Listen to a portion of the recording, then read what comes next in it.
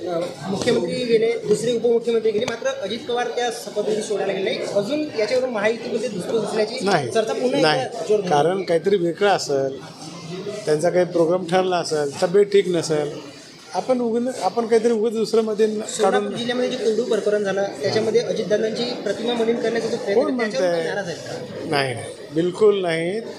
मी आता कोणत्या जिल्ह्याचा मला एखादी कार्यकर्ता भेटला, त्याला त्याची मोटरसायकल गाडी अडवली, कॉन्स्टेबलला जर मी म्हणलं सोडून दे बाबा, गरीब माणूस आहे, असं काय त्याच्यामध्ये झालं नाही. एवढं त्याला राजकारण करायची काय आवश्यकता आहे? उपमुख्यमंत्री आहेत, दादाचा आवाजच मोठा आहे, मला बोलतात. फोन केल्यावर बाबासाहेब सहकार मंत्री 2 माणसं पाठवलं, स्टाईल आहे की कुणाचा अपमान करावं. म्हणजे 30 वर्षापासून दादा राजकारण करता, अधिकाराचा तर सन्मान करणारे दादा करतात. दादा कोण आम्ही शिकलं राजकारण? हे लोक मुद्दाम राजकारण करायचा प्रयत्न करतायत. दादाची चूक म्हणायचा विषयच नाही. सरकारमध्ये असल्यावर एखाद्या माणसाने फोन केला, त्यांनी जर बघितलं गावाचं काम आहे, हे म्हणलं तर हे राजकारण करायचं काय करायचं आणि कुणाचा अपमान करायचं काय करायचं? ज्या पद्धतीने